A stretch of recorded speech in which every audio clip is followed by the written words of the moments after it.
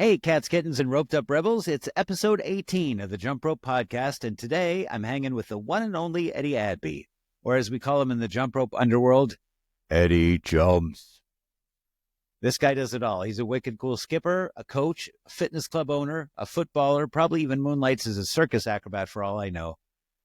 We dished about our favorite gear, smooth skipping combos, insider tips on how to keep our hardcore rope addictions from sending all our friends running, because, hey, even dedicated jumpers need a social life, right?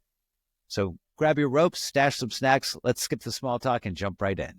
Well, Eddie Adby, thank you so much for joining me on the Jump Rope Podcast. I'm so excited to have you here. And I'm excited to be here and chat. Like I said before we hit record us.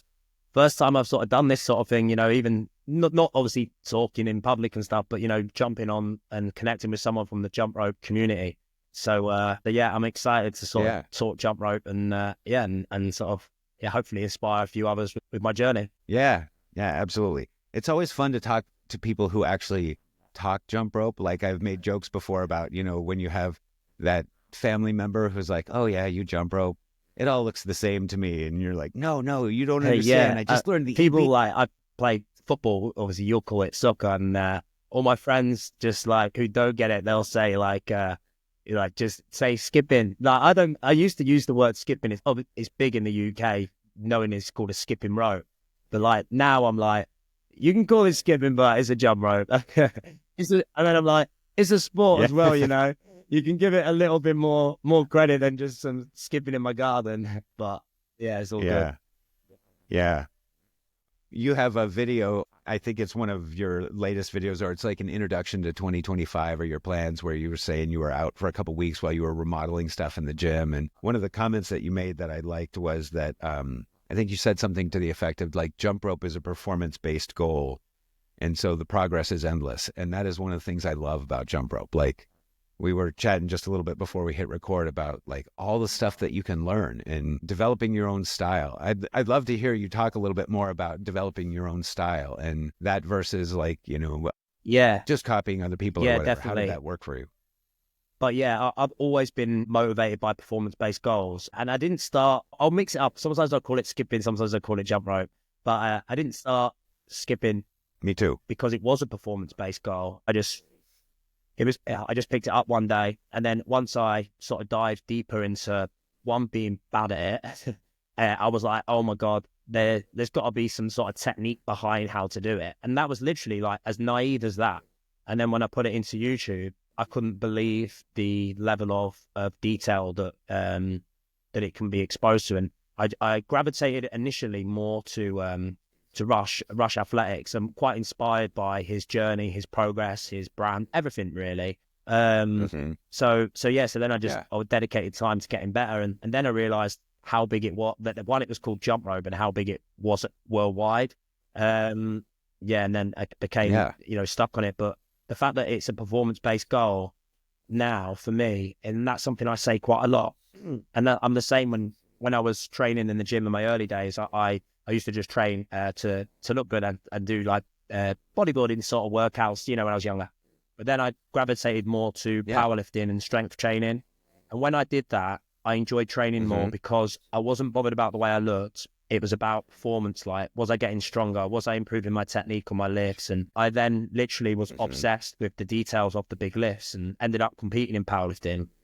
No, we're not on a powerlifting podcast, but basically that's how, when I started learning more about jump rope, I had that same feeling. Like, you're rewarded on such a frequent basis because when you're, for example, if you're training, which again, I do train still for this alongside it, but like body composition and looking better, it's such a long-term goal that some days you might feel good, some days you're not, and it's changed. But with jump rope, it's like, wow, I couldn't do that an hour ago, or even just working on some technique. And for me, that is what just keeps the hunger all the time, especially with learning off other coaches and others in the game. It's like, should we do something? It's like, I'm going to try the harder variation, or I'm going to do it in a combo. So it's like, you just, at the minute, I literally, I'm so passionate about it. I like eat, sleep, drink, think. I wake up, go to bed just thinking about jump.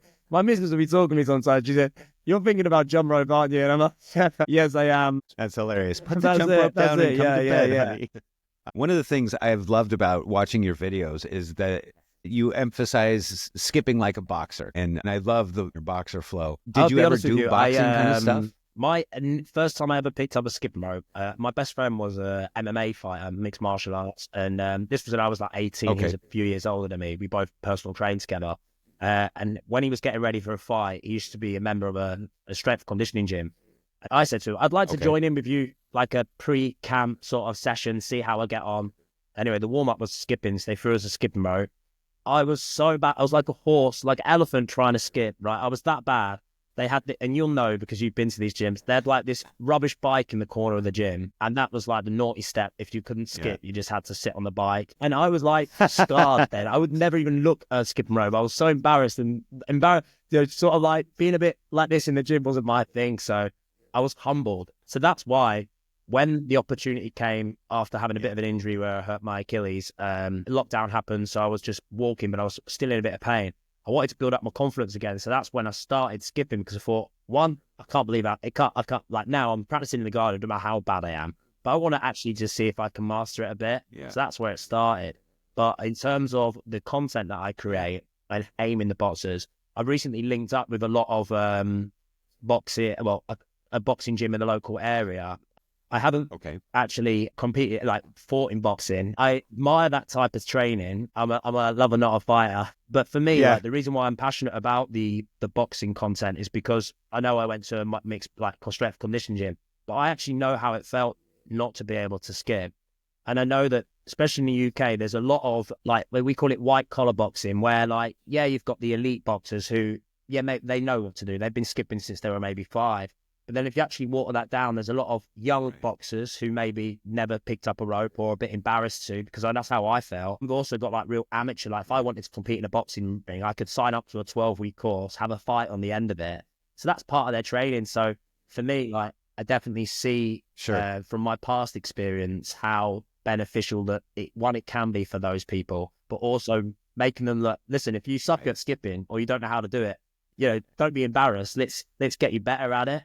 So I've been down to a local boxing gym delivering quite a few sessions to their boxers and stuff, and what I love about it is I know jump rope is for everybody, right? And that's what I love a lot about it. What I like about sometimes boxers is the fact that they're already motivated to pick up the rope because it's part of their training.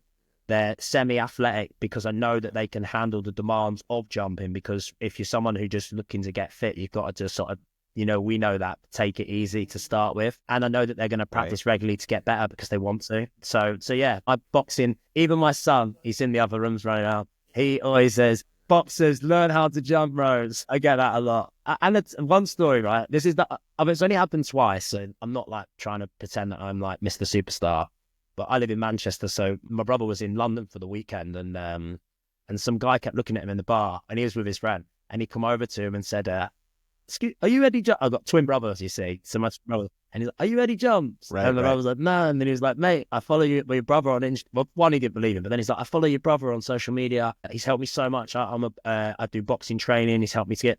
And my brother around me is like, mate, you'll never guess what's happened. And I was like, that is like, it was mental. It was a good thing. I was just, that's awesome. The power of social media sometimes, especially living in a small area. You're so used to sort of, for me, just operating where I am. You don't actually recognize the actual reach of these videos and who you're connecting with, really.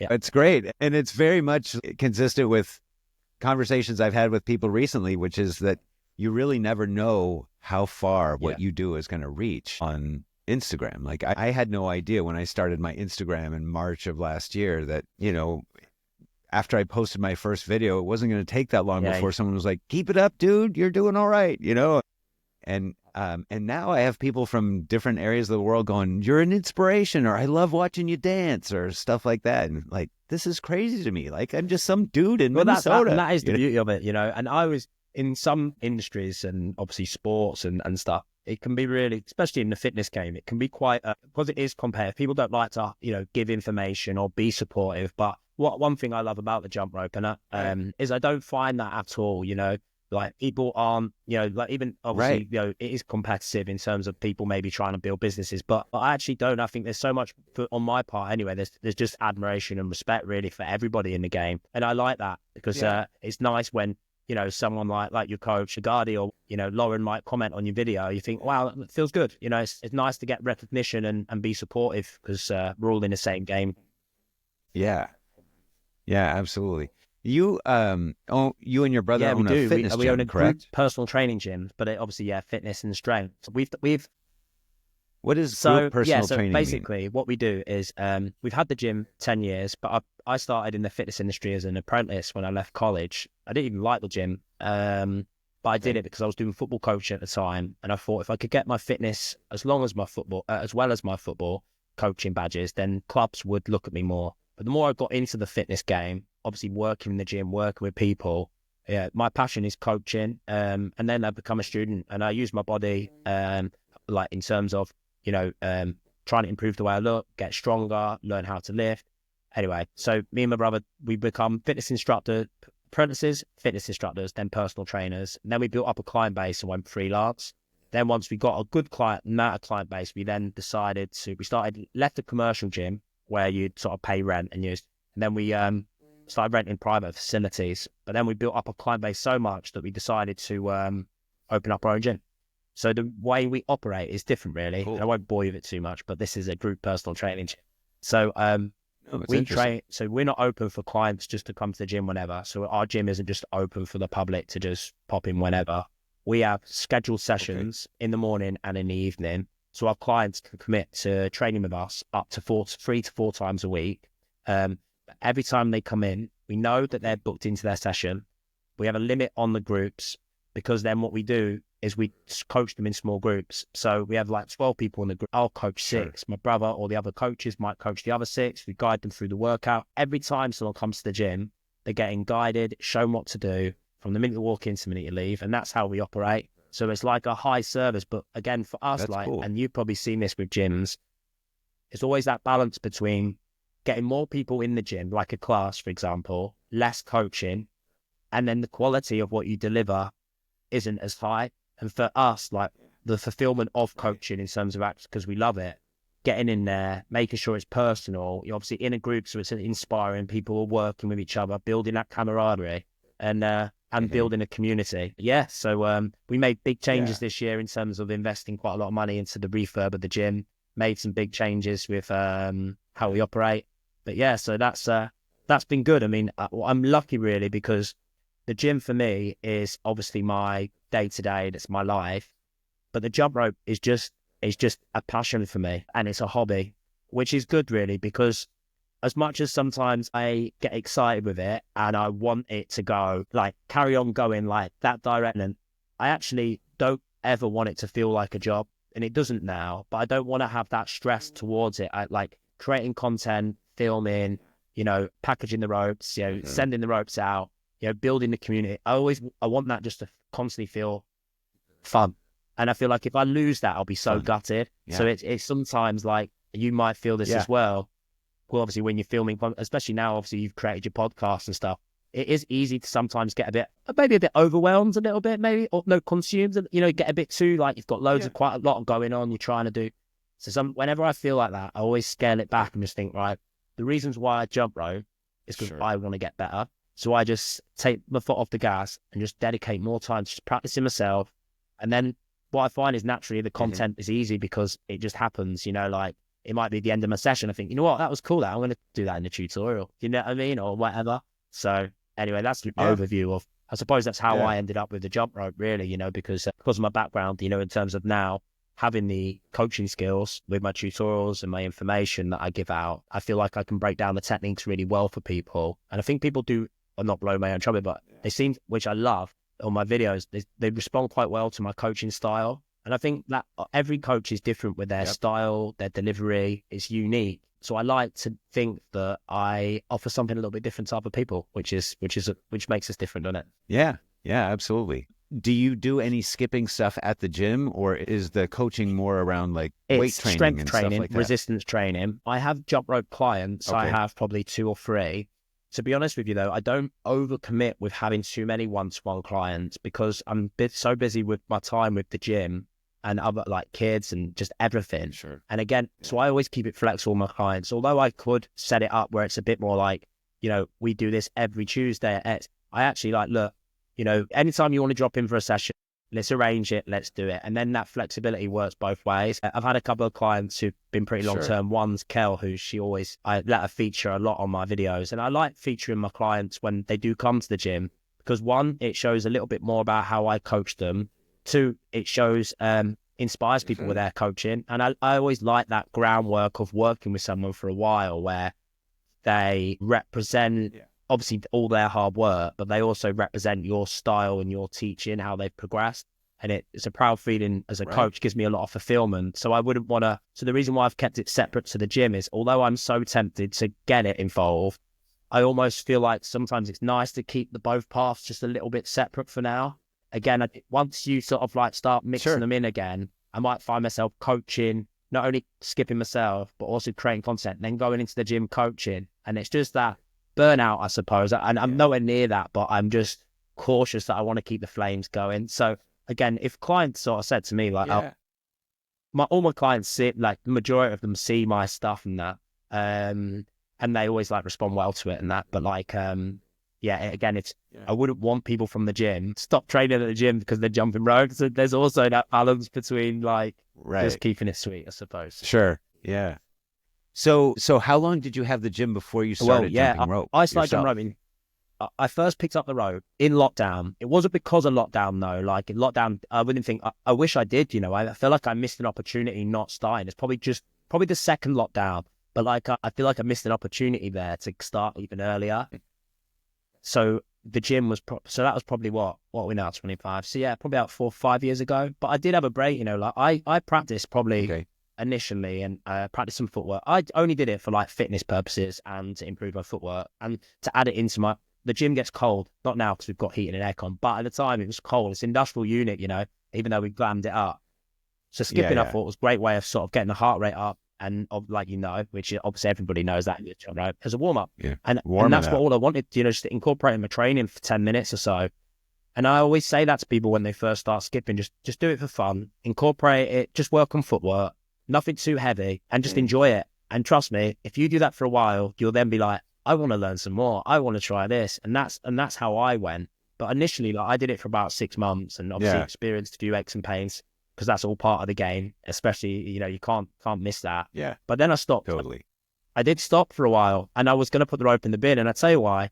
Because I went to the gym one evening and I was practicing some tricks and skills and I was rubbish. I think I spent about 45 minutes to try and work out how to cross my arms and I couldn't to do a crossover and I literally couldn't do it, mate. Like none of this come easy, So afterwards I was like, just wasted I was meant to go to the gym to do some skipping to sort of work out and 45 minutes later I've done nothing. So apart from walk out feeling more stressed than when I walked in. So I did put it down for a bit. Yeah. And then my client went to me afterwards, she was a personal training client, she said, how come you don't skip anymore? And I said, well, I just feel like I just stopped, and then she went, you were getting really good at that. You shouldn't have done it. And then I thought to myself, that's not who I didn't like the fact I was quitting, if you know what I mean. So I was like, yeah, you're right. I was doing it. Yeah. That really motivated me to pick the rope back up. And so then I decided that's cool to focus when I practice, leave the tricks and skills and just keep building, just do it for fun, do it in a workout format, just do it to get that feel good factor. And I felt like that's one thing that I obviously like with anybody who starts jumping rope, you can do tricks and skills whenever, you could do it on day one if you wanted.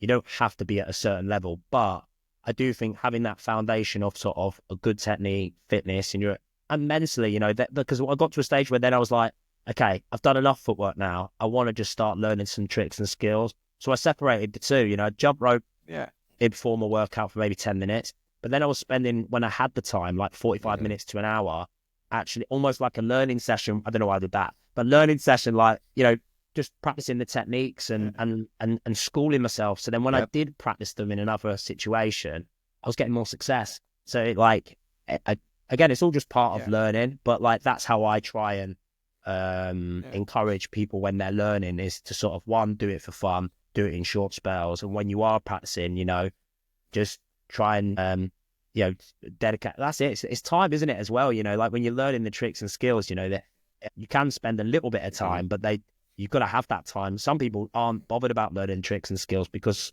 if they're only using it for 10, 15 minutes or 20 minutes, they just want to use it in a cardio. So yeah, but yeah, that's the most. Yeah, I like that. I have had the same experience where over the course of the summer, I live in Minnesota where it gets really cold in the winter. And so now I'm jumping indoors a little bit more. I jumped outside yesterday and I like to go out and jump in the cold too. But over the course of the summer, when it would get off work, I would go to the park and I would skip for a few hours and goof around. It wasn't always straight skipping, but I did not make a concerted effort to say, like, I'm going to learn the EB and I'm going to learn releases and stuff like that. I goofed around with some of that stuff, but I really spent a lot of time trying to find my flow. Kind of find my footwork. I saw that on your, exactly. You got some good moves, man. I can see that your footwork lights you up, doesn't it? You like that type of, that's how you like to use your jump rope, don't you? Thank you very much. Yeah. I like to think that I'm a rope dancer. You've got a massive mat in your living room, man. That's it's like a catwalk. I know. Yeah, it's fun. I had to do that because one of the things I decided to do at the beginning of the year is I'm going to take 2 tricks and just work on them. Like as I go, I do my footwork flow stuff, but I try and spend like 10 or 15 minutes working on one trick and then 10 or 15 minutes working on another. And I was trying to practice releases and those handles were just slapping into the floor. And I think, Aaron jumps 365. He gave me a comment once, like, you're going to have to replace those floors, dude. Definitely after that. All right. I'm going to put down some mats here. No, I completely get that. Yeah. But anyway, just finding my own sort of footwork voice over the course of the summer was important to me. And we were kind of talking about that earlier, like finding your own style. Good, yeah. And not, I think and for me, like, I learned, even for me, I call them basic footwork, like, basic bounce, boxer skip, alternate step, run skip, side straddle, front straddle, all working different movements, and coordinating. And first of all, I found that really tough. And actually, I used to just put all 5 or 6 back to back for like 40 seconds on, rest for 20, 40 seconds on. And I'd do like 20, maybe even half an hour. But it was a really good workout and I enjoyed that. One thing, I can do the running, man. But one thing I want to push myself to do more is improve like different types of shuffling footwork. I look at that as obviously jump rope, but I also see it as entertainment and a skill. Like me and my brother back in the day, slightly embarrassed about it in a way, but we used to like try and shuffle, at like clubs and around the pool on holiday with them guys, and people say, I hate these guys shuffling. Yeah. So the running man's quite easy, but I've actually, but that's what one of my goals this year. I haven't actually, I've signed up to a few coaching programs online to sort of self-teach, so that to incorporate a different aspects of jumping rope and improving my footwork. Because that's probably not my weakness, but that's probably one area where I do feel like I sort of hide away a little bit because I know I can't do it. But at the same time, learning how to sort of shuffle and cut shapes on its own, before you even think about jumping rope, it's probably just finding the time to sort of like, because I like to separate it. So for example, like I always think now, okay, in the evenings as a routine between 8 and 9, a couple of days a week, I'm just going to do a bit of footwork, but actually just focusing it more on cutting shapes. And then eventually, like, then try, when I'm using it in the gym, might say, oh, give this a go. But in terms of my style, like I struggled a lot with, sometimes I create a lot of content to help people with good form. And I try not to bang on too much about it because I don't want people to be too conscious. It's a bit like when I used to deadlift in the gym. I'd look at my brother and be like, how was that? Like, I need recognition, like, like, or you're jumping, you like look really stiff, like, just relax a little bit. It doesn't matter if your arms drift wide a little bit. It doesn't matter if you use your arms, just do it. And the more you do it, it get better. But when I was jumping initially, obviously my most dominant arm would used to be crazy. Like I'd have my left arm by my side, but my right arm would be literally like this.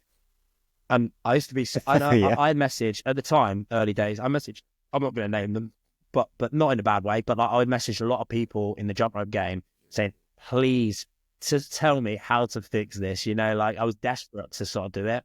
And I just messed around with a few different techniques. I had one session with Coach Chris at the start of my journey, who taught me a drill where you sort of, when you jump rope, you bring your arms out and then you bring them in and just get an awareness of how far you can bring your arms out without messing up and how you can get them closer to your side. And what I was doing when I was looking in the mirror was just trying to get the symmetry of moving my arms. But it didn't matter how much I tried, I still had it. So I really focused on that point so much at the beginning. Because of me doing the basic bounce, like I was comparing them to try and improve. and I was using a beaded rope. I was doing all sorts of single arm swings. Eventually, it got better. So there's a lot of people probably listening to this who do have that, because I've even created videos on it, because I knew if I'm having this issue, there's got to be loads of people having the same. But one thing that helped me, now I might have it a little bit as I push for harder skills, but it gets, don't focus, I would say to anyone who does it, and then I'll talk about my style, don't focus too much on it, because it will get better. And by learning different types of footwork, tricks, skills, and just constantly always try to level up, and that's something I learned off Coach Nate, that naturally your technique will improve, because the stuff that used to feel hard will feel a bit easier. So don't be so like it has to look textbook. But I used to look at like a lot of, and this is obviously Rush was one of the first guys I looked. Rush and the jump rope dudes, I like their content, who they are, their story, and I found their content really useful, especially when I was learning little things like how to keep the arms close to the side, or how to spin the rope. And I've done loads of different coaching forms. But what I used to record quite a lot of his style is different though, and I love it. And it's unique. And obviously, you look at a lot of his athletes, they all have the same style. And I like that, because obviously they represent the brand of what he's about. And he has a slightly longer rope. Again, I sort of analyze a lot of different styles. So like he has a slightly longer rope. He's very athletic in terms of the skills that he does. And his obviously arms are a lot higher. So when I would say that's more of a sporty style, although it's jump rope.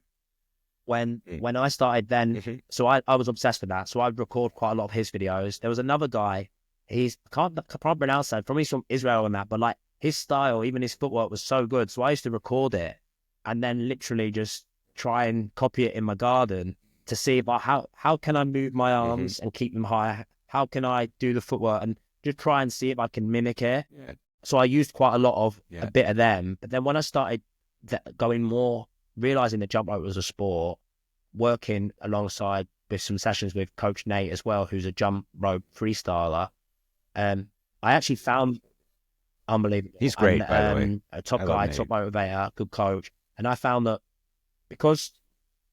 so there's skipping for style, which obviously we all want to have our own style, but then actually the jump rope is about using less effort, being as efficient as you can, and not really sort of like whipping your arms and making it look like it's actually doing it with smoother, more precision, get it right. So I almost adopted to somewhere in between where, like, you know, I use a beaded rope more. I start doing more freestyle tricks. My rope's quite short. So I suppose I like the idea that mine's somewhere in between them both, and that sometimes I might just get my ropes, PVC rope, and I might be boxing. And I think, you know what, my rope's a bit longer today. I'm going to thrash this out a little bit and sort of get a bit, you know, whippy with it. And then there's other times where I'm using a beaded rope and I'm practicing stuff like toads or mix or stuff where I think, okay, now I'm going more down the freestyle route, which is crazy really, because I never thought I would be. I find myself gravitating more to the jump sport stuff, the athletic skills, especially this year. Like, I think because jump rope isn't, I know I keep banging on about it, but like it obviously you know this anyway, but it is a sport that I because of my background, I think naturally I like to keep learning more about the sport and like the freestyle stuff, rather than sort of just do it more for not entertainment, but you know, like, so that's how I've been staying even more motivated with it all. But so yeah, I'd like to think that my picking little bits of everyone, and that's why I feel like it'd be cool to learn how to cut shapes, to see if you know, try and add that into a bit of the both styles really. Yeah, but it's fun creating that own style. That's why sometimes, you know, like you're watching other jumpers, seeing how, you know, what type, you know, how long their rope is, what type of rope, what kind of things are they doing. And there's no harm in sort of like just experimenting, trying it yourself, just because like if you can pinch little bits of everybody, then it makes you better. That's it. No one is exactly the same, are they? So yeah, it's nice that everyone's different. I mean, there's another guy called Jimmy Relax. Do you know what? I don't watch a lot of people. You think Jimmy Says Relax, is it, Jimmy? Have you seen him? Okay. I don't recall. I might be saying it wrong. I may have, but I don't watch a lot of his videos, but his style is like really like next level. But it's like lots of releases, lots of footwork, a bit like Chris Skips. Is Chris Skips? Have you met him? Anyway, it's just intriguing, really. Yeah, fun. Yeah, I love that there are so many different styles out there, and I am inspired by so many people. I will say that there are people that have styles that are not for me. You know, like I'm never going to be the toad guy that does tons of leg wraps and stuff, because that's just, I mean, I think it's cool. I love that other people can do it, but I just don't foresee that Yeah, being yeah. what floats my Do you boat. know what though, mate? Like But seriously, right? I used but to it's look at the so cool that toads, there's, yeah, and you know, even now I don't. I used to think, yeah, like, for me, like one that looks weird, right? That's what I used to think, and it doesn't look right, cool, and I don't want to do it, right?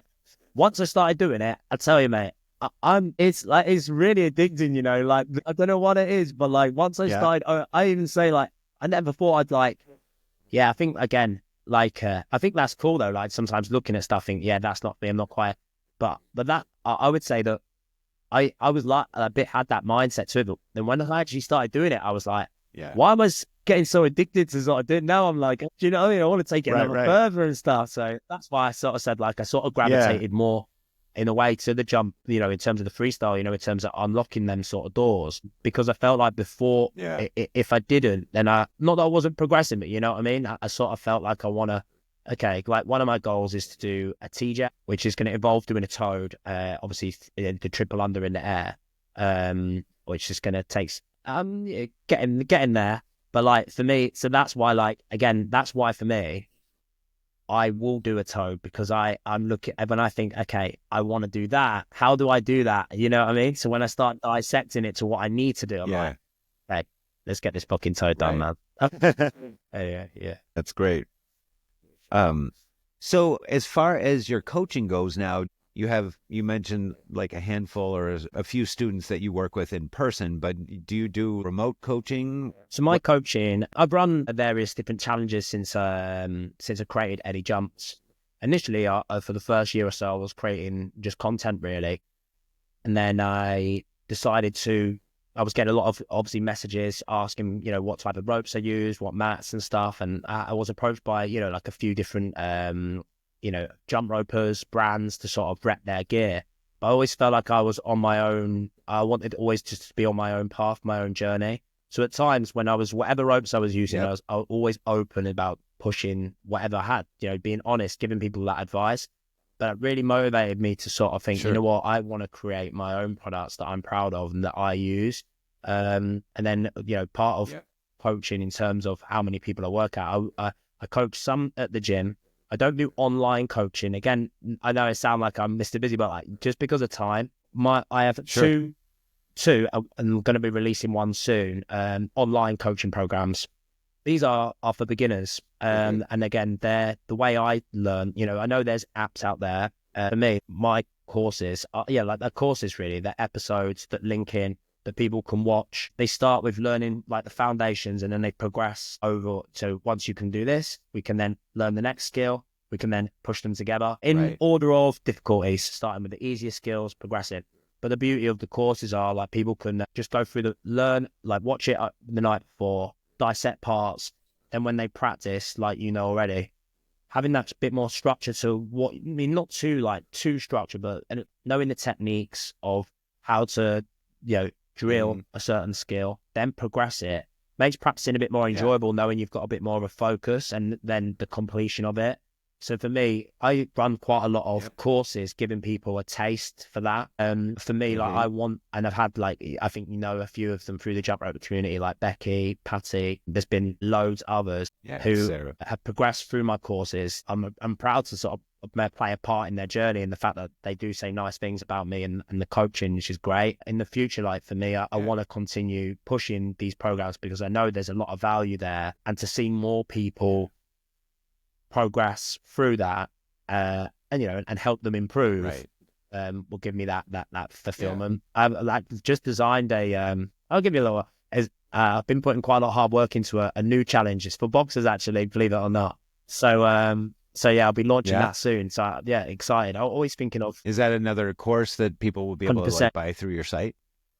but this one's going to be more Cool. tailored at for boxers or people who enjoy that style of training. The other two courses, like one's a beginner's Hmm. footwork and fitness course, where again, teaching Hmm. people the 10 basic footworks that I learned, but actually just going into a bit more detail, how to practice, doing it in different types of sets, how I'd put it into workout, how often, and then your goal would be to do complete. I feel like the two programs that I have created, if I found them at the start of my journey, I feel like it would have really helped me just sort of build more confidence. Same with the beginners and tricks and skills program, Sure. having that sort of foundation program where you sort of can just learn more about the techniques and work out how to practice. And I think I resonate through that feeling of I got when I went into the gym, sort of trying to do it on my own, where I just found myself failing a lot, and it actually left me a bit more deflated. And I know that's all part of anything, but having that bit more guidance just makes it a bit more enjoyable. So yeah, so that's totally. Just having a plan, kind of, or at least a roadmap or a path that you can go down. I know one of the questions that I got from Becky and I think Patty was, ask him when he's going to come out with an intermediate program. I know. Well, that definitely is on the agenda in the future. I know that, like, I mean, they've smashed it in terms of learning all the foundation skills. Because even now, like when I do, I call them foundation skills, you know, side swings, crossovers, swing, cross, swing open, or swing, cross, open, EBs, EB swings, turns.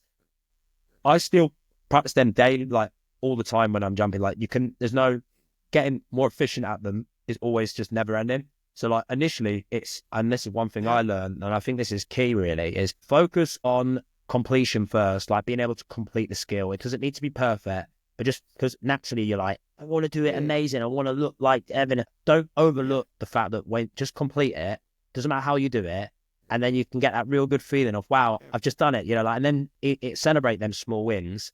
Then doing it more efficient and getting it improving that's part of the fun of sort of keep developing it. But yeah, that's so true. I was just talking to a friend about that the other day, about how like going back and rewatching some of my videos, I see I can keep that rope more parallel. You know, like I pulled it off, but it was a little messy. So here's what I work on next, is keeping that rope tighter in and not having my arms flail around like a I've Muppet. kept quite a lot of my videos from, you know, I keep a lot, especially my early days. Because even when I first started, I was like, you know what, I'm going to keep these because I know, again, looking back on them videos, it's a bit like similar when I used to go in the gym and look back on my deadlift that was like 3 years ago.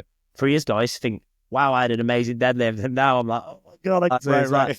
I remember doing crossovers in the garden thinking I was like Muhammad Ali or something. And now when I look at that, I will try and bring out an intermediate one. I know exactly what you mean. Initially, when I first started creating content, I was, and I am still probably, you know, I'm still learning, obviously still massively learning myself. We all are. But I sort of wanted to make sure there was a good pathway. And I think that's what really inspired me to create Eddie Jumps, is because I wanted to create a pathway for beginners or people who are new to it. Again, I know I repeated it, but because I know how it feels like you do when you first start, and it can be a bit overwhelming initially. I mean, obviously you can buy any skipping rope to get started and start jumping or whatever.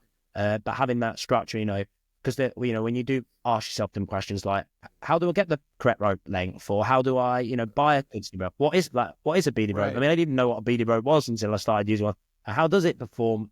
So sometimes it's just keeping it simple, you know, like obviously there's certain ropes like cable ropes, which probably do get slagged off a bit. And, you know, not by, I would only because they're not for beginners, but obviously advanced jump ropers, you know, they'll be using them all the time in their training. So there's a time and a place for them.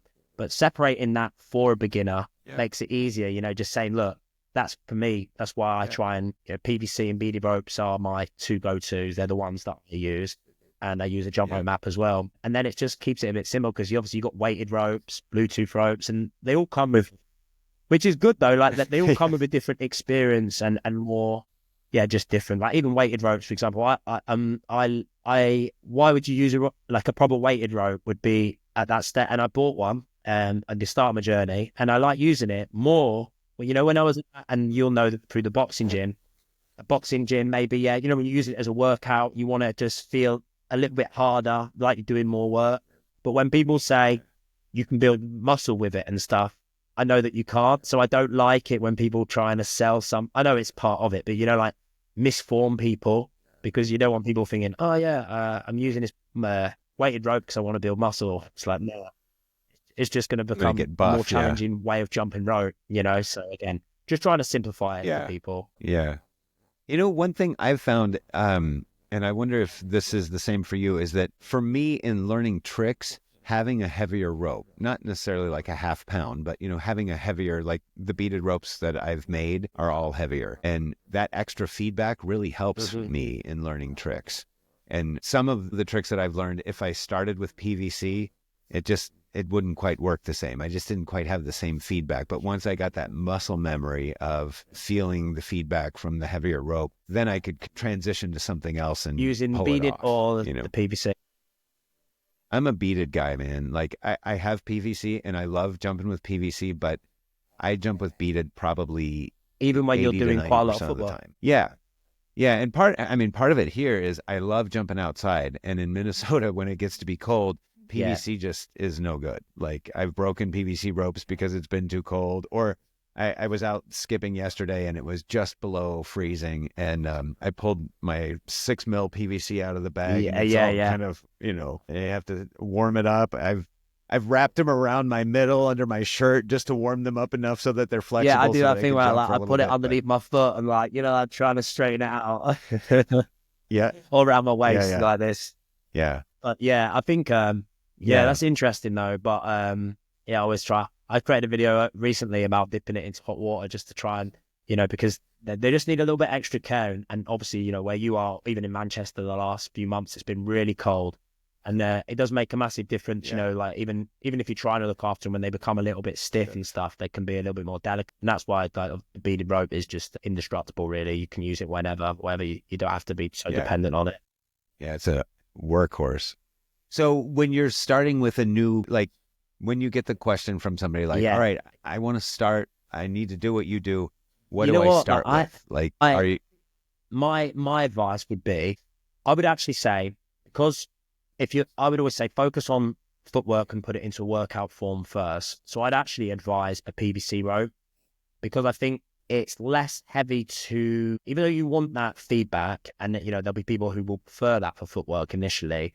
I think sometimes the fact that you don't have to work too hard to spin the rope, you can adjust it to find your rope length a lot easier. You tend to just focus on footwork. You just want to feel like it just feels a bit zippy. So I'd always recommend probably starting with a PVC rope initially. Then what I would do, and that's what I did initially. I think that's probably why I did that.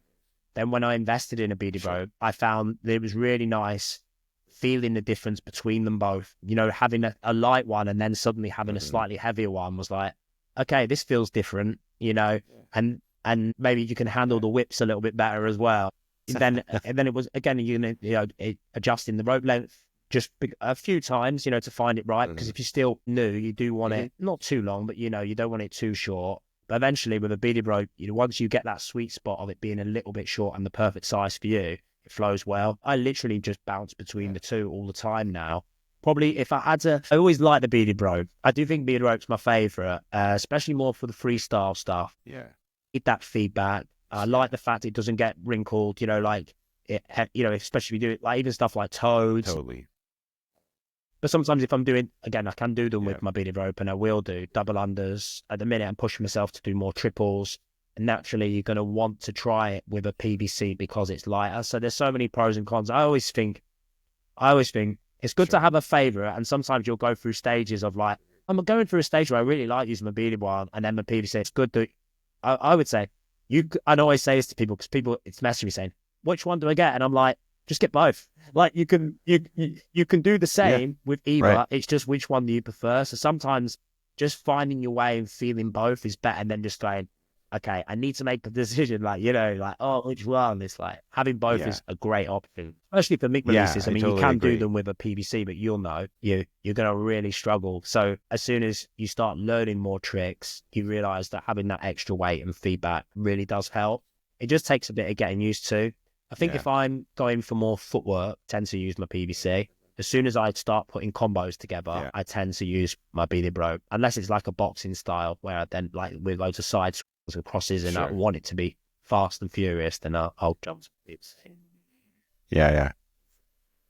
I've said this before, but I love starting with a heavier rope and working on footwork, and you get so that you're happy with what you're doing or whatever, and then switch to a PVC and just feel like Superman. You can just move that thing so freaking fast. Yeah, that's it. It's fun. And that's why it's good to sort of experiment by just having a feel of both of them. I found that when sorry, go on. Can you, I was just going to ask could you comment on how you advise people to size their ropes? Like you mentioned, like when you're starting out, a little longer might be helpful, but how do you coach people to do A rough that? guideline is always to stand on the rope and hold the handles up, and you want it to come up around like your chest and your armpit area. And so when you say stand, are you I 1 tend to foot go or 2 1 foot? foot. So 1 foot, and I'd hold the handles up me like too. this, nice, like a loop.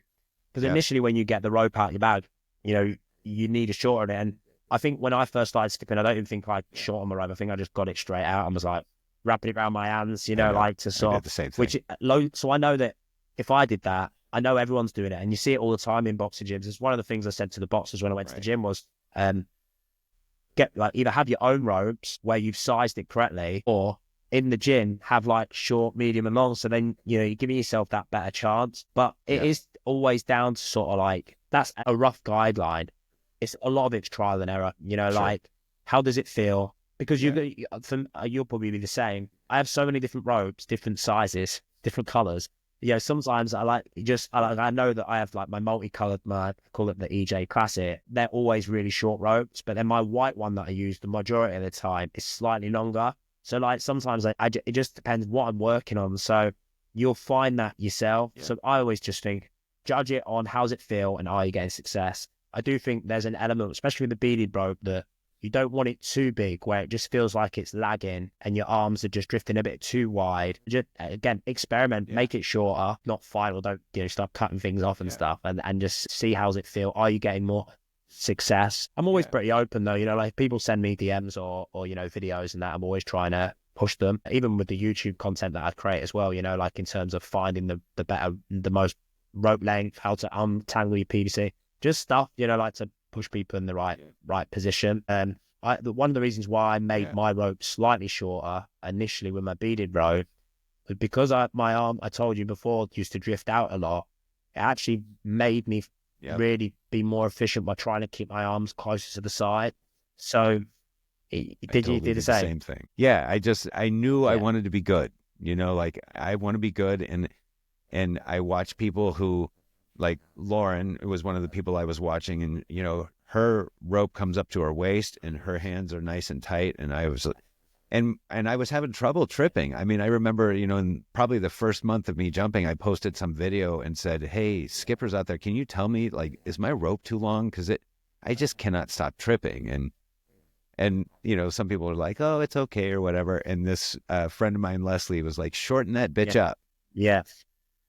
And I did, and it made all the difference. That's it. Yeah, like initially, like when people are just feeling it the way into it, like you do want to shorten it a little bit. But I think once you get through that period, you can be a bit braver by going, okay, let me shorten it a bit more and see how it feels. And it will move a little bit quicker, but it will just feel a bit smoother. One thing, in terms of the form that I've picked up on a lot initially when I first started was trying to keep, it's not about just keeping your arms by your side, but actually flexing your elbow back so they're behind the body more. On boxers, you'll see, I was going to demo, but I'll do it as far. But like, they'll have a massive bend in the arm and they'll be doing a lot of pushing down with the rope, like they're working hard. Yeah. But then they're not bothered about drum rope. They're doing it for maybe a little bit more upper body, athleticism. But with jump rope, we're doing this, but we're doing it such a small motion where it's like with less effort. So again, if you're somebody who has a slightly longer rope, what I noticed when I was studying people's form was they have a little bit more elbow bend. They look more, their rope's longer, their arms, they've got it. But actually I went the opposite where I had a shorter rope, but my arms are actually down here using my wrist. So that's so basically, when I say if I'm using a PVC rope that's a bit longer and I think I'm going a bit boxer today, I'll just try and keep my elbows a bit higher and just be a bit more over dramatic.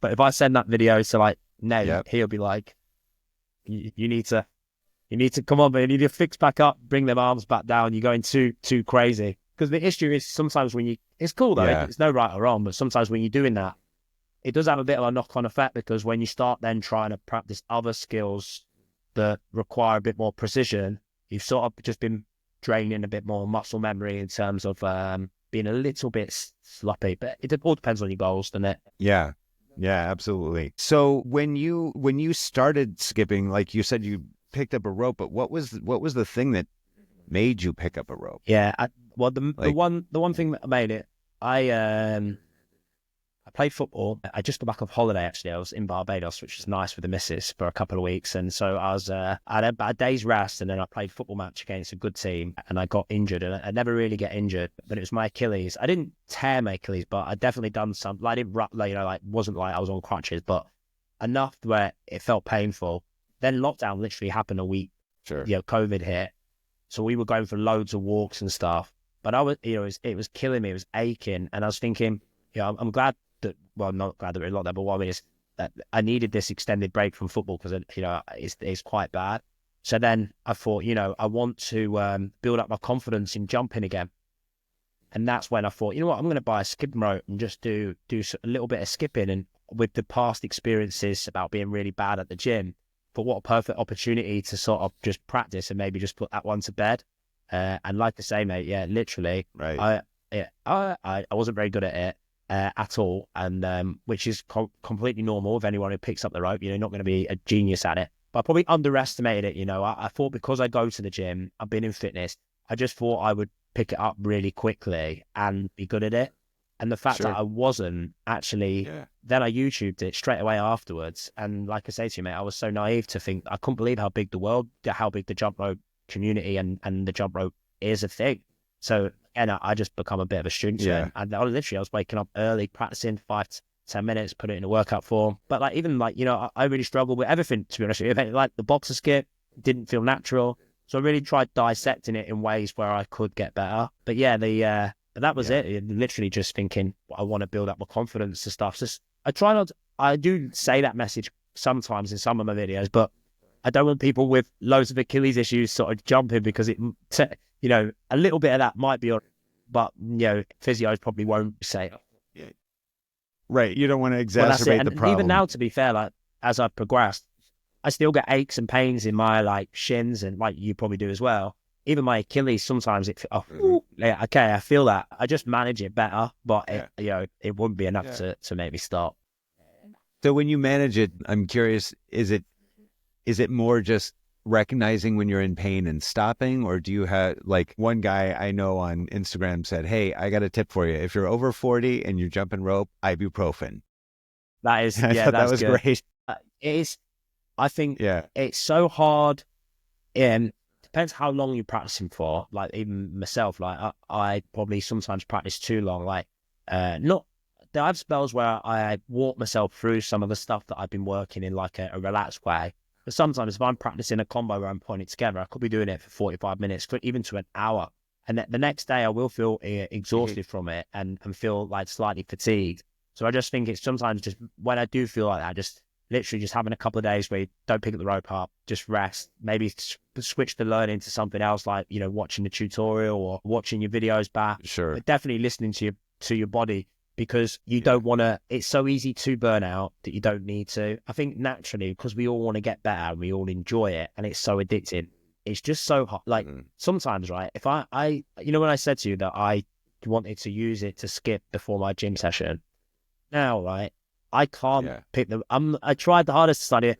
If I skip before my gym session, I'm not training, mate. 45 minutes later, literally.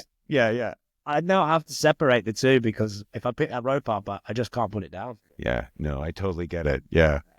Are you do you skip to music? No, I don't. I sometimes I'll be music on in the gym. Often I practice a lot.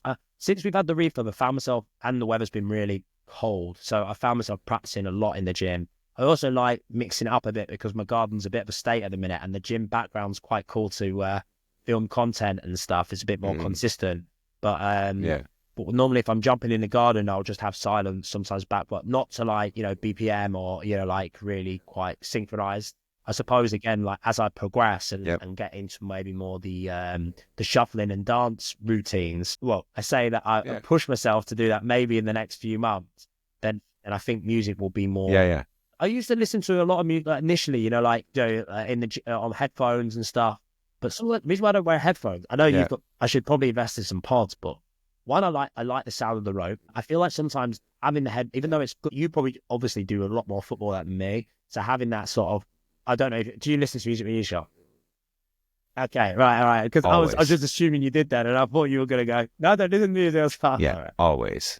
Okay, well, I suppose I just don't like my headphones are like, like the sort of, yeah, exactly. Big cans, so yeah. the rope will hit the top of my head, and I like that. Yeah. Yeah. Yeah. I do that. I do that too. Catch it. Like when I've got the over the ear headphones on, I'll get sloppy and catch it on the back of the headphones. I've launched those suckers off my head at, 100 The miles an worst hour one, before. I was wearing my shades on holiday, skipping on the beach, and Yeah.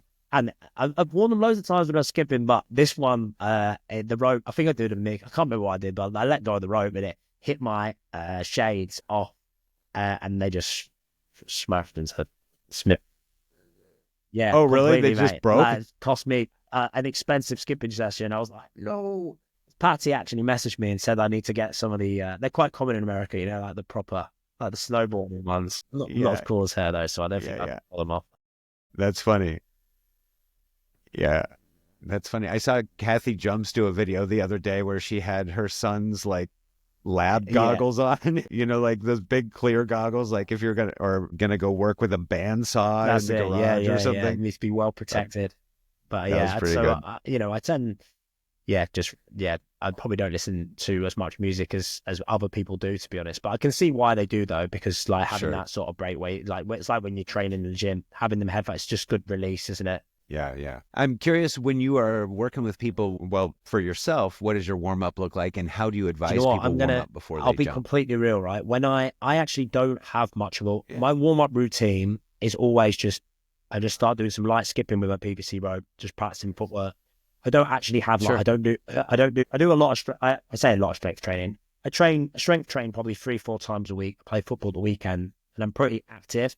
So I find that movement in terms of just being physically active and training, I don't spend too much time stretching, definitely not pre and post. I think if people are doing as much, and then they might find the benefit in terms of stretching after the session, but warm up, I'll just pick my PVC rope and just do a little bit of footwork, maybe practice. I have like a set routine. You put in my videos, like I like to do swing cross, swing open on both sides. Then I'll put an EB in there, and then maybe a turn, and just try and have like a small combo that I like to practice regularly, just to keep it nice and tight. Then once I do that, literally 5 minutes or so, I'll then pick my beaded rope up, and then whatever I've been focusing on, I'll practice it individually, like just walk myself through what I'm doing, just to sort of remind myself how to do it. And then I'll be like, okay, now I'm going to make this harder, and I'm going to add a mitt release before, and I'm going to add this skill after, and naturally create that combo of sort of putting maybe 5 or 6 skills together. And it, like I say, could take me about 40 minutes to sort of actually do it, to complete it. But then that for me, that's how I probably train a lot for jump rope at the minute. That's how that's how I sort of operate really. In terms of advice for other people though, I would definitely, just, you can't, it's like going into the gym. If I was going in the gym, the best warm up is actually hitting just some light warm up sets, just starting with something with light. If someone's really new to jump rope, then actually just some bounces without the rope, practicing the footwork that you're doing where you've not got the stress of jumping the rope. Just see how things are feeling. You can experiment. You could even throw some body weight exercise in there, some like dynamic stretches, and then just get into it, but just keep it short. I do think one thing, I don't have it often now, but I do if I'm really, like, especially my early days, people tend not to maybe do this as often because it's expensive, but actually getting a soft tissue massage, reaching out to someone, because the amount of tension is building up in your calves and your shins and your hamstrings, even just once every other month, honestly. Like, if people are getting shin splints, I'm like, look, rest, build it in the small bits, but just go get a soft tissue massage, right? And it will literally just feel its way out. But, sometimes the recovery in terms of just looking after yourself and it all depends. Yeah. I've done that soft tissue massage thing too, after, constantly overdoing it. And then, going in, and then they work on like your shins, and like, holy moly. Or they just touch your Achilles like this. Everything is like, oh, you're like squealing like a pig. Right. Yeah. And then they're like, exactly. They're like, so what have you been doing? They're just like, been jumping rope for about 3 hours every single day for the last 6 weeks. You know what I mean? And they're like, no, what are you doing? So, and like we said, right, I don't know if we've recorded, but right before, like, even when I talk about people like, oh, I do some skipping or whatever, unless you're sort of, you sort of know jump rope, like people probably like me before I started is they probably don't understand how big it actually is, like and what it actually involves. Like I've recently signed up with a strength coach and I've always worked with loads of different coaches right now to help me with my training side to stay a little bit more accountable, a bit more structured. I've got a big wedding. I'm getting married in June next year, so because I've been slipping out of it. I've always trained, but like I obviously train at the minute, but I find myself like getting the balance between training because I need to and then not fucking it off because I'm doing jump rope, So I think if I have a little bit more accountability on that side, I will stay a bit more structured and manage things a bit better.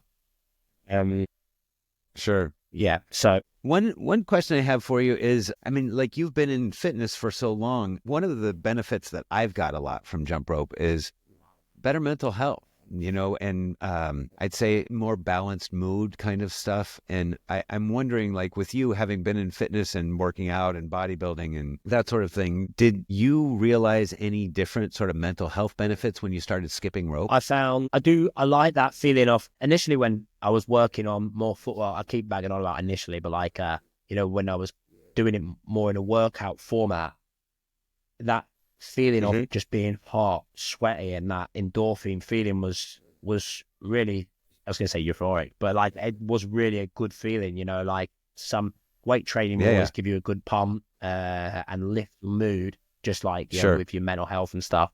But skipping, getting that heart pumping and getting a good sweat on and stuff, it really did open like how I felt, compared to sort of like weight training and stuff. And but even now, I'm focusing on more tricks and skills and stuff. It definitely, like I like the headspace of practicing. I love the feeling I get afterwards. I find it really rewarding. And I think, again, that's probably one of the main reasons why I've been doing it for so long and I love it so much. And I think with any side of training, but definitely jump rope, that shouldn't be overlooked. Like I say to people in the gym, like sometimes being consistent with your training 2-3 times a week and actually sticking at it is a massive, that's a massive achievement. Same with the jump rope. If you've been jumping rope 6 months, 6 weeks, or even 6 years, that's amazing. You've added it into a routine. That's a big achievement. It shouldn't be overlooked as much as we all sort of want to push and make progress. I mean, sometimes like you'd think I'm competing in the Olympics tomorrow, the amount of pressure I put on myself. Yeah. I think that's one of the things that I've learned from jump rope too is, well, certainly when I started, the first couple times I was jumping again, I was like, oh my God, as a kid, I could do this on the playground forever, it felt like. And now as an adult, this is freaking hard. And by sticking with it and showing up, even though it is hard and not putting it down, there are days where it feels like I have 2 left feet. And even on those days, I believe I'm making progress by showing up and skipping, because then the next day I go back, maybe both of them aren't quite left feet. I completely get it. Like, and I like the fact you said that because, mate, even like, I'm sure everyone gets days and I think people would want to hear that. But like, sometimes you think to yourself, after a bad set, you're tripping up, you can't do the most basic skills, right? And you think, oh my God, like, I've lost my mojo. What's gone on? Like, literally, you're like, whoa, like it doesn't matter who you are. I'm sure everyone gets them days, but like I agree, sometimes on the flip side to that, have a little break, because I sometimes think maybe it's not your jump rope skills. Sometimes it can be your mindset, in terms of maybe how you're approaching it, maybe what you've had on. Have you been overdoing it a bit? I've become a bit obsessed with the stuff that you're practicing. Sometimes taking a little break, I always say focus on maybe some stuff that you can do or that's a bit more easier or something that gives you a bit more enjoyment. Then revisit that in a couple of days and you'll have such a different mindset that you'll actually find that you've been able to do it. And one thing I love about the jump rope is the fact that, and it's like most things, consistency gets banged about a lot. But what I do love about it is you can't get amazing overnight. And I love that. Because if you did, I said the same to one of my clients this week. She struggled. She did the crossover, but she wanted to do it a bit more consistently. And I just said, like, just relax. You're going to get it. You've already got it today. You're going to get better at it as you practice.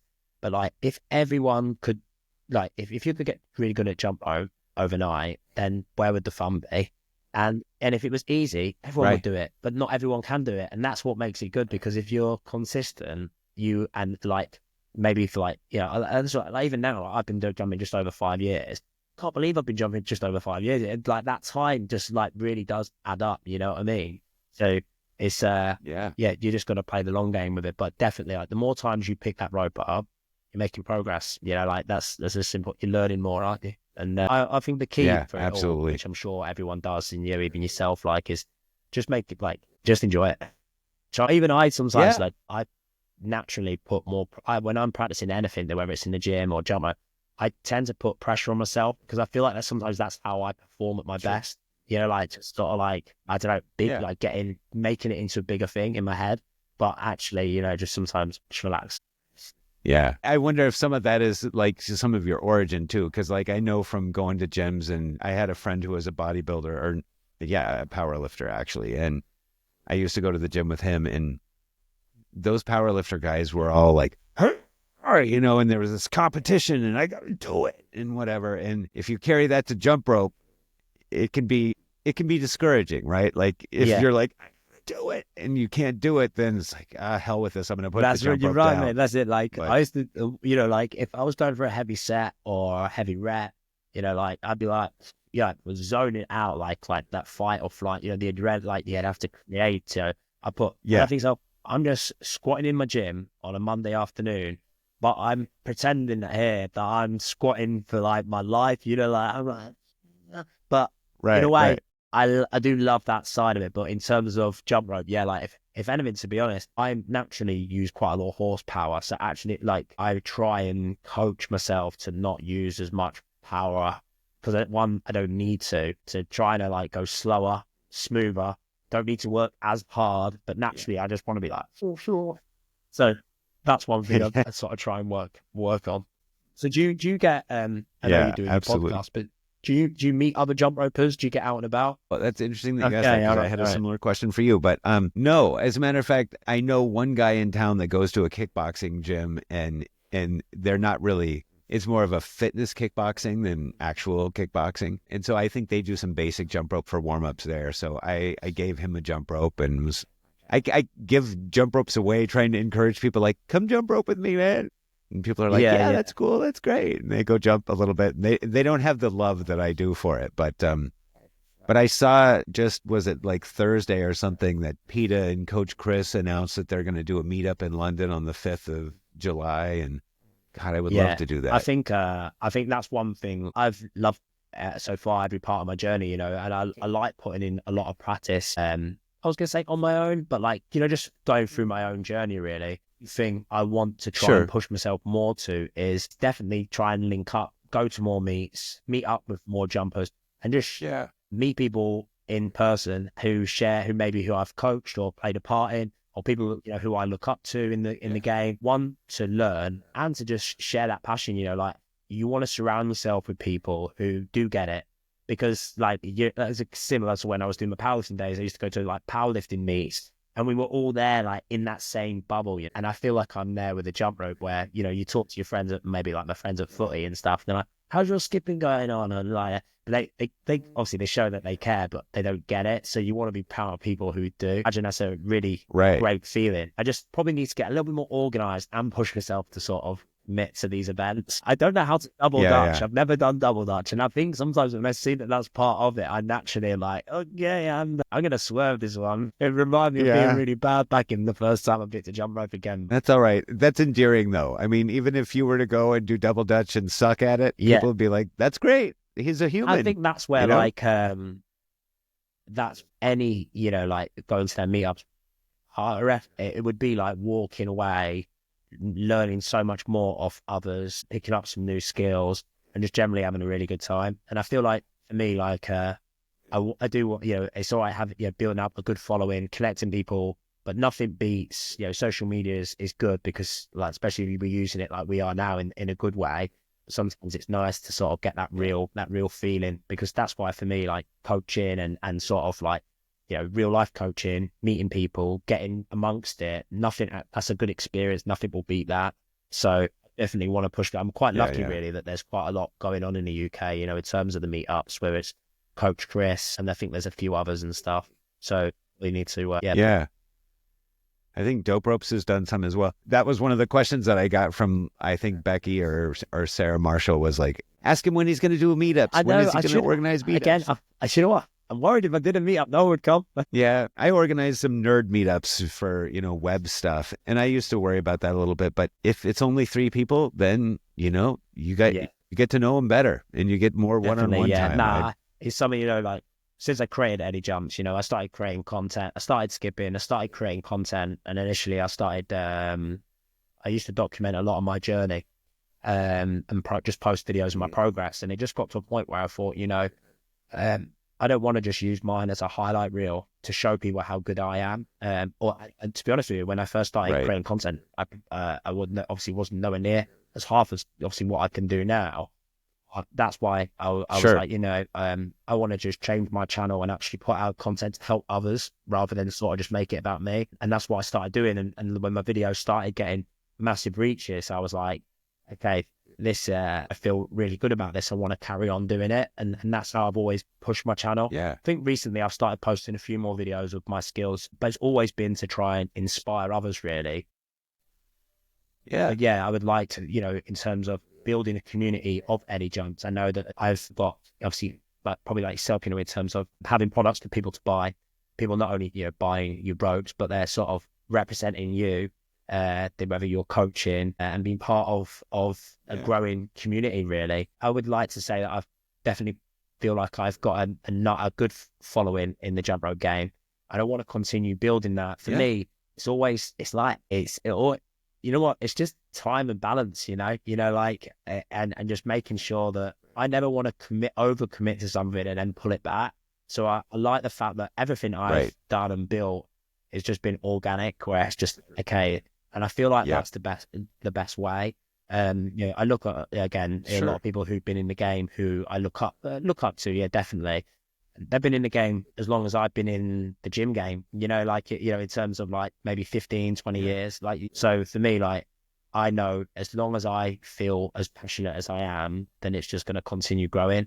would love to definitely I should maybe push myself to do that, in terms of having an Eddie Jumps meet up, because it would be cool. I have got a community where I've run loads of different courses and challenges in the past, and they've always been really successful. And it's always been proud to see people jump in and wearing the logo and like wearing my brand, on the videos. Like even now, seeing Patty and Becky sometimes using my mats and saying good things, it's good. That's all I want, really, in terms of people, having a good experience. Even if I just have to play a small part, whether that's help them with a good rope or teach them a trick, or they watch my tutorial. That satisfaction it gives me is a big one. Yeah, absolutely. So a couple other product related questions for you real quick. Becky had a very important question, which I think I sent you over Instagram, which is, when do we get pink rope? Pinks have been a high request, actually, since I've dropped a few different types of ropes. I haven't lined a pink one up just yet, but mate, if there's a demand for a type of color, then I'll bring it out. Initially, I stuck with colors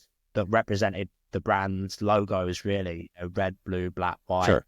So recently I've been definitely pushing myself more now to bring out more exciting and different ropes, and they're like my babies, sometimes I look at them all like it's in the back, like how I've converted it into how I operate, store all my ropes now. Sometimes I don't want to sell them because I just like looking at them everywhere. I know what you mean. I've got a coat rack downstairs that's full of them, and it's just my little pride and joy. And I name them all and talk to them like a crazy person, I've kept it quite safe in terms of giving them a slight name, but I could maybe get a little bit more creative, but maybe that will come. I've actually got one here, actually. This is my latest one that I've been dropping, which is a nice thing. Nice. So what is different, or how would you describe your ropes as different than other brands? I would say that I wanted, especially my PVC ropes, the handles are comfortable. I like the PVC cord to just be a little bit tougher than soft. I think sometimes you can buy ropes at sports stores and stuff, and they just seem a little bit looser, and they don't feel like they have any sort of feedback. And so a little bit, definitely. So, and that when you're using a PVC rope, of how it feels. And initially, when I was creating different types of products, there was times where I used ropes initially in the build up where I felt, they're not right. But once I found the perfect height, I know that they're the ropes that I use in my videos and my tutorials, and that it's something I'm proud of. And again, for me, rather than have loads of different types of ropes, because it becomes, at this stage anyway, the simplicity of just having a really good PVC rope with nice handles, can easily be adjusted, and good quality cord. For me, the beaded rope is making sure that the handles are a little bit tougher, because I think if you're using a beaded rope, I won't show you, but like basically like the handles on a PVC rope are obviously thinner, they're slightly thinner plastic, aren't they? So when you're doing mitt releases with a beaded rope, they don't go. You want a tougher handle that's built, it's a bit more durable. You can handle the battering it's going to get. And the cord on the ropes that I design, I tend to have it a little bit thicker. So just a slightly thicker cord, because I feel like that just gives it a little bit more feedback. I think there's obviously loads of positives to having a slightly thinner cord. It'll feel a little bit lighter. But I just know that we're using a slightly thicker cord. It just felt like I had a little bit more feedback, and I've sort of been hooked on that now. So that's again how I design them. So yeah. I've actually heard that about your ropes from like Becky and a few other people, was that they had a thicker cable, and that's exactly like the ropes that I like the most have thicker cables, or the ones that I built have thicker cables, and it's because of that feedback. Definitely, and that weight. Nice, exactly, it seems like we have the same sort of mindset, but it comes through like just like practicing, doesn't it? Experience loads of different types of ropes, ones that you like, ones that you've used, and then just sort of molding it into one that the one that you know that delivers a good result, a good experience, and that you're sort of proud to say that it works. So it's nice. I know Becky and Patty, I keep mentioning them, but hardcore Eddie jumps, they've been there since day one. So yeah, that's lovely. I know one of the other questions one of them asked me was, ask him when he's coming out with an ambassador program. Do you know what though? Having been asked to like other companies, like I think Crossropes got in touch a while, probably very early in my journey. There's a couple other brands, even Swiss Ropes initially. This was before, I think it's Diane, isn't it? He's like, I think he's got a body like Greek, a bit like me. But before he went drop was like saying, would I like to become an ambassador? And I was like, I always felt like I never wanted, as much as I loved all the flattered, and it was obviously nice to be sort of recognized, I didn't want to, I'm happy just going on my own sort of path and just finding my own journey, rather than sort of representing somebody else, as much as I sort of, some people want that. And if they're associated with that type of coach that they sort of back and they like their style and they've gone through that sort of nurturing, then I think they'll do it.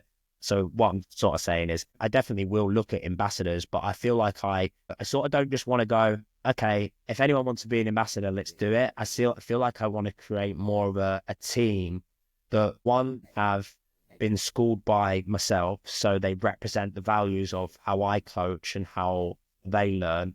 Sure. I want to make sure that they, like, they fit in with the way I see jump rope, my, and the styles. I want them to sort of all be consistent. I don't want it to be too sporadic. I definitely feel like, I know Becky's probably pushing on that, but like someone like Becky and Patty definitely have sort of like gone through that school the same, because at the minute I'm still finding my own path in terms of what I practice, where I'm going.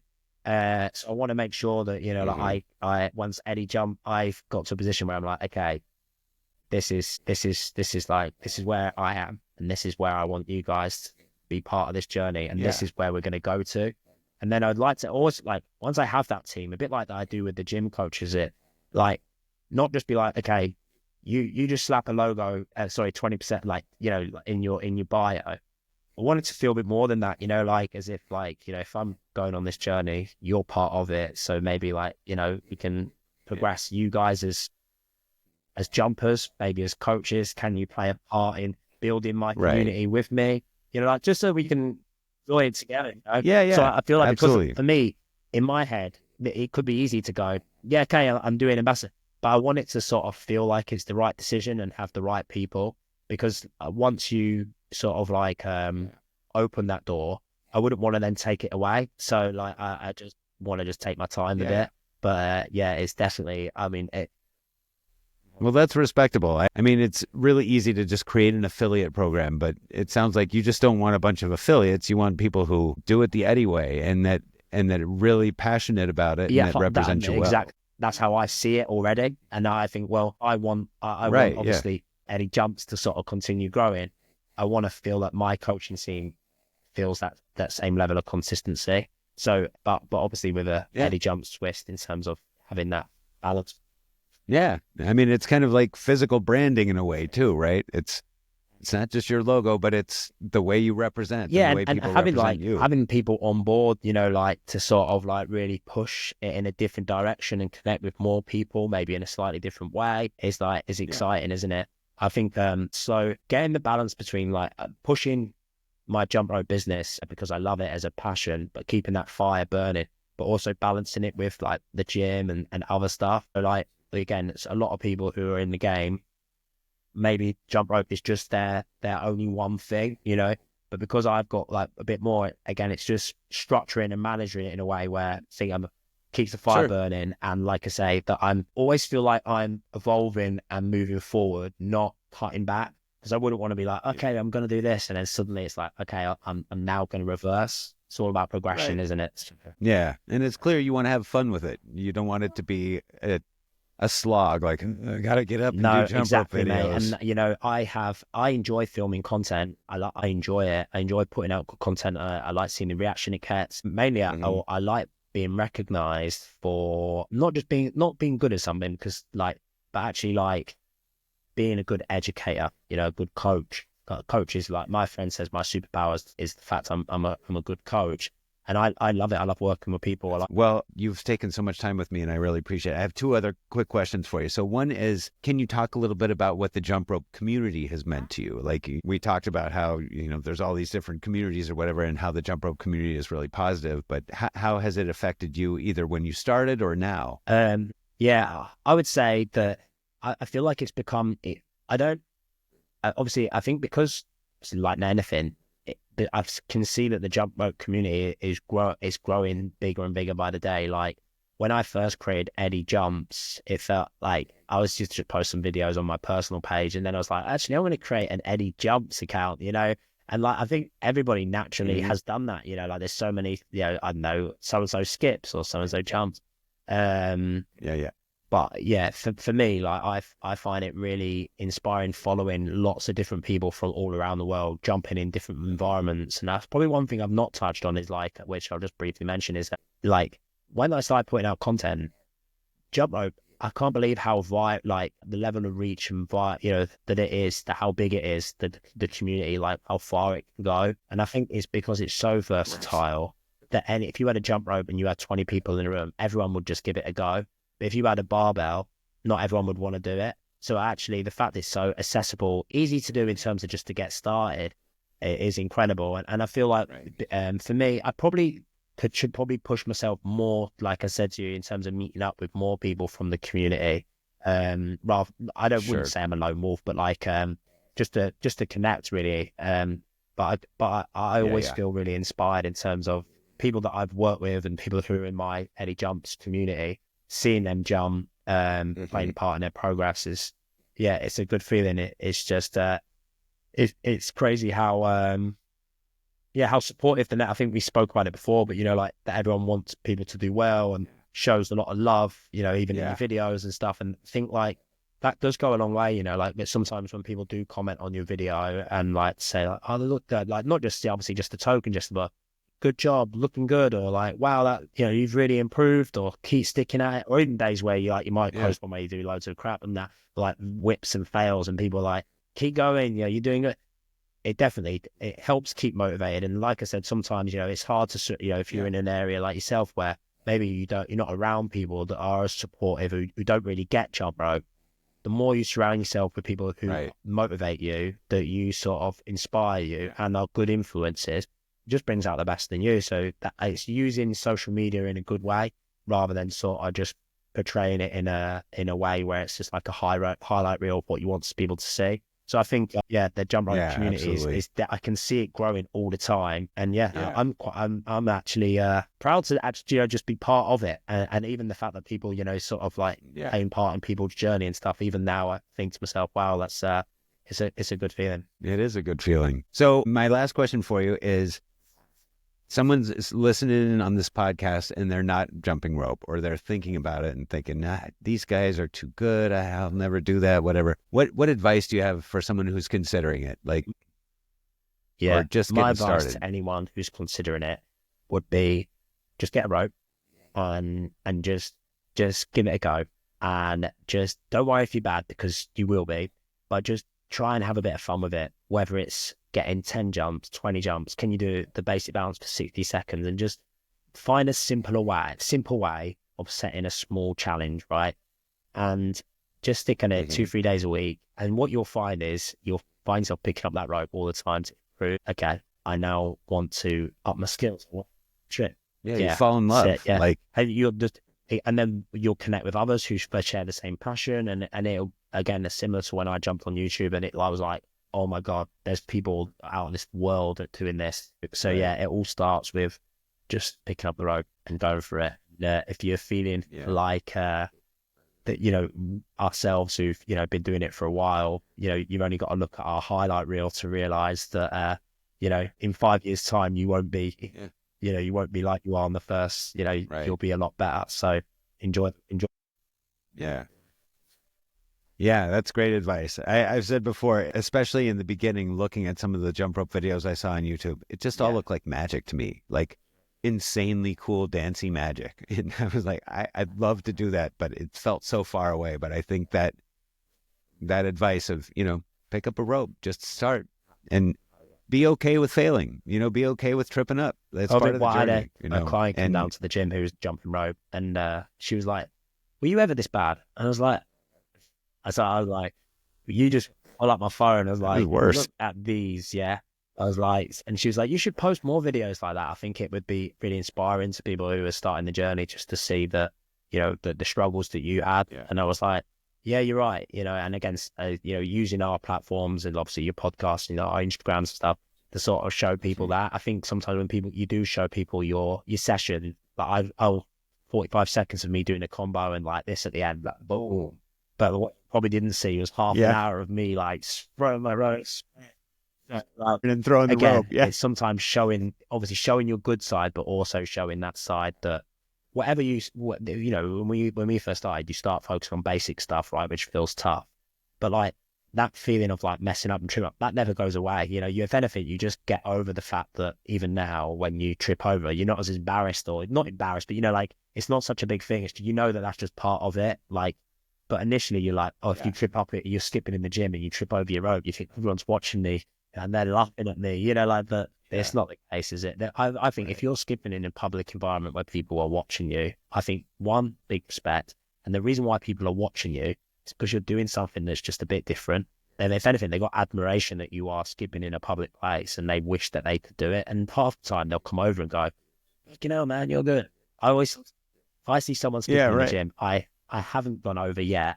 So I sometimes think, do I go over and say, man, your skipping skills are good? But I always feel like it sounds like a good thing to say, like to you now. But when you actually say it in the gym, you come up and speak to me. Hey, do you jump rope? Oh my God, your skills look amazing. You're like, okay, maybe I should just wind it in a little bit. Yeah. That's funny. Well, Eddie, I really appreciate you coming on to talk to me. This has been so much fun, and it's just a pleasure to get to know you a little bit more and learn more about your origin story. And I hope we get to do this again soon. And my goal is to come over to the UK at some time in the next year and attend some of those meetups. So maybe we can run into each other. Yeah, that would be amazing, mate. Yeah, like I say, if, I'm sure our paths will meet again, whether it's on another podcast or in the person. Yeah, that'd be good. And or maybe Eddie Jumps meetup. Maybe if you can come down, show me some of your footwork. Yeah. I'm going to take a quick screenshot of us here. So just give me a smile. You ready? 3, 2, 1, go. Okay, nice. Good. That's good. Well, I've enjoyed it. So it's been my first time I've sort of jumped on a pod. I think it's nice to sort of obviously speak to you about jump rope and sort of my story and stuff, and hopefully inspire others and give people a little bit more, info about myself, really, about, my story and stuff. So yeah, I've enjoyed it, mate. Thank you. And it's been good. Cool. Yeah. Thanks for hanging with me on the Jump Rope Podcast. I really appreciate your support. You can help us by subscribing wherever you get your podcasts, giving us a good rating, posting a comment, and telling your friends. Thank you so much.